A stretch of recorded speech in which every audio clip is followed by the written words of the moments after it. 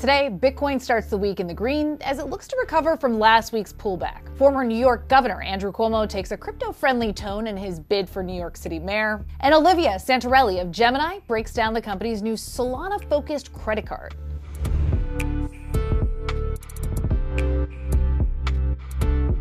Welcome to CNBC's Crypto World. I'm Mackenzie Sigalos. Bitcoin and Ether are in the green this morning after bouncing back from last week's sell-off. As of noon Eastern, Bitcoin rose nearly 2.5% and traded at $111,000.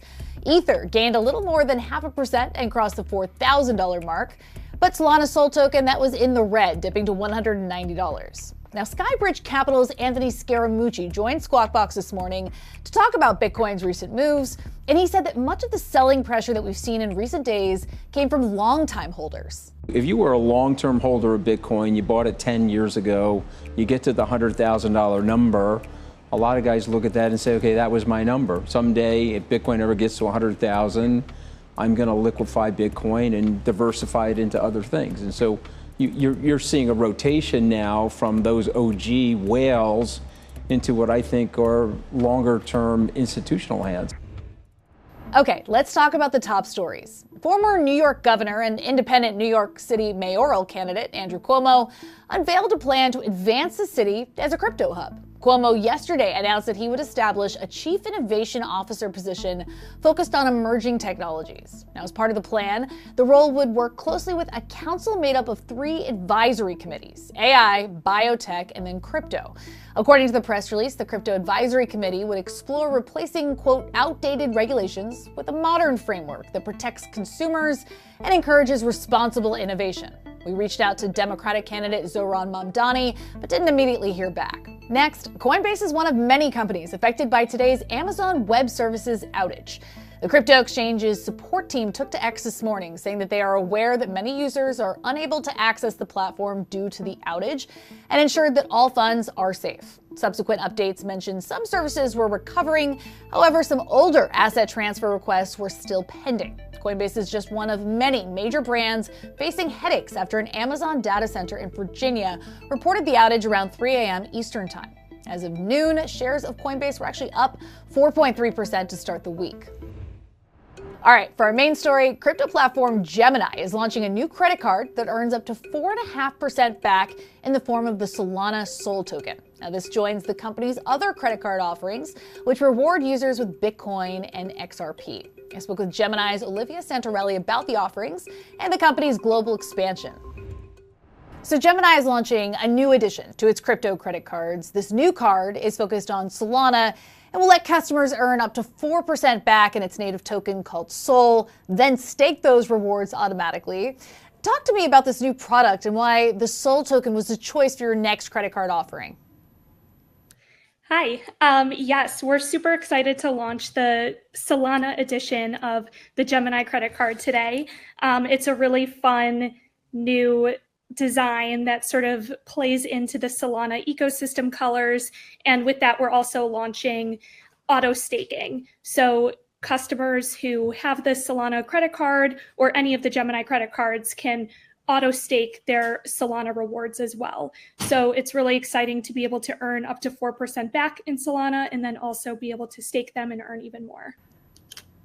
What has user appetite been like for these crypto credit cards? You're not the only business expanding these credit offerings this year, and I'm curious what you're seeing from customers in terms of adoption. Yeah, adoption, customers have loved the credit card. And we hear about it a lot on social. Customers are sharing their rewards that they've been earning over time. They've been referring their friends to the product. So we see a huge positive response to the credit card. And customers give us a lot of feedback on social. So we love being able to follow up and show them how we're delivering on product features and updates to the product to support them. So really great positive response so far. We launched the card about 3 years ago, and we're putting a lot of time now into these new card designs and working directly with some of the token communities like the Solana team. Can you elaborate on what you're hearing from customers and what changes you're making?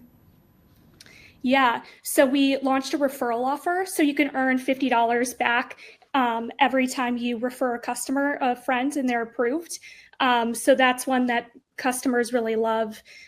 We also are updating a lot of our card dashboard details, and we recently launched merchant rewards. So with select merchants, you can actually be earning up to 10% back on your crypto and on your purchases, which is, of course, even better than the 4% back that you can earn on gas. So a lot of exciting features that we've been developing, and specifically, with this card, the auto staking as well.